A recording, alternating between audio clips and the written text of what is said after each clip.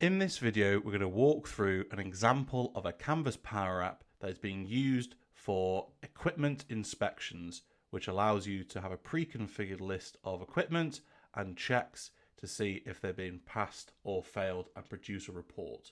My name's Dougie Wood, and I'm a certified Microsoft Power Apps solution architect. We build Power App solutions for businesses all over the world.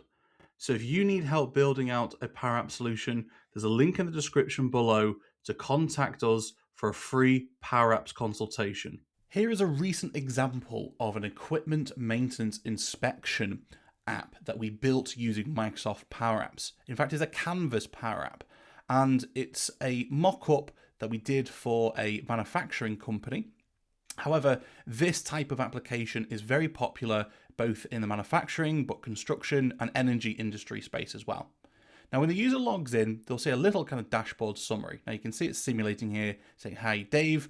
However, this obviously would be customized to the user that was logged into the system, and they might have different amount of checks that they need to do, overdue checks and open faults and things like that.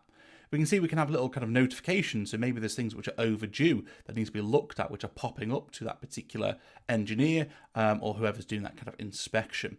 We can see we can start an inspection, which we'll do in a second, but we can also continue on from a previous one that maybe we hadn't finished. Maybe we went on lunch break and then we come back in the afternoon and want to continue on a particular inspection. See past inspections, so we can click through and actually see previous inspections that have taken place if we ever wanted to go back and see actually what we reported at that time.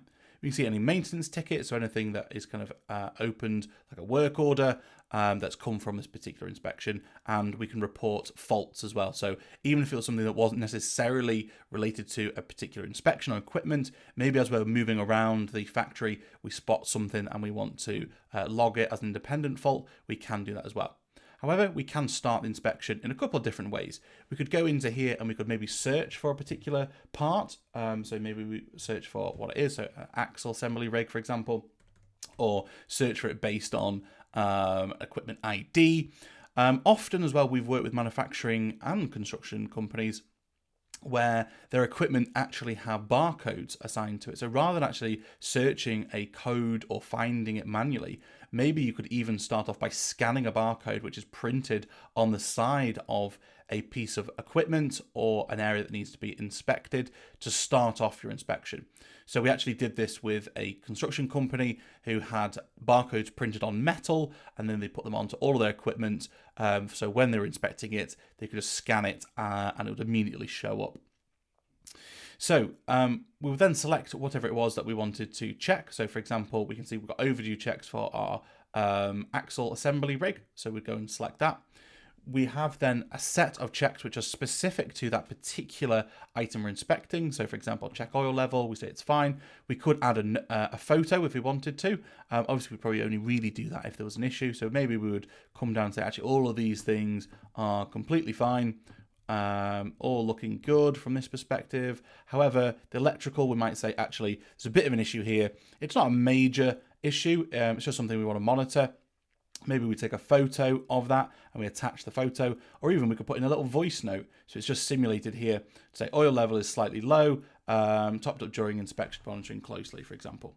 So this is just something that maybe, for example, you don't want people typing in a load of notes manually. It could be quite difficult, especially if you want to do it quickly.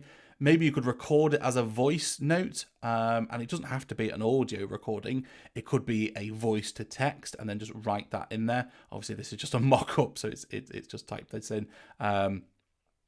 Or we could say it's failed. Now, if it's failed, obviously that's a much bigger issue. We've detected an issue. Maybe we want to raise a fault. Maybe we want to set up a work order. And this is where we'd say, okay, what is the issue? So maybe we say it's a mechanical fault and the severity is high, and we create a maintenance request here. Now, what we do is click on review and submit. Then we can see almost like a little print off to sort of say, okay, these are all the different things which are fine. These are things which are the issues. And then we can submit that. And you can see it's raised one maintenance ticket as well as part of this. So there we go. It's a nice little app, dead easy to use on a mobile phone. It could be used on other devices as well. It's for following a very sort of strict kind of set of instructions, And I say we can jump in and see previous kind of inspections. We can report issues manually, and we've got a little kind of dashboard just to show us what it is that we've actually been working on recently. If you enjoyed this video, then I suggest you click the link of the video that's displayed on the screen now for another real-world example of a PowerApps solution. Please subscribe, and if you have any questions at all, use the comments feed below.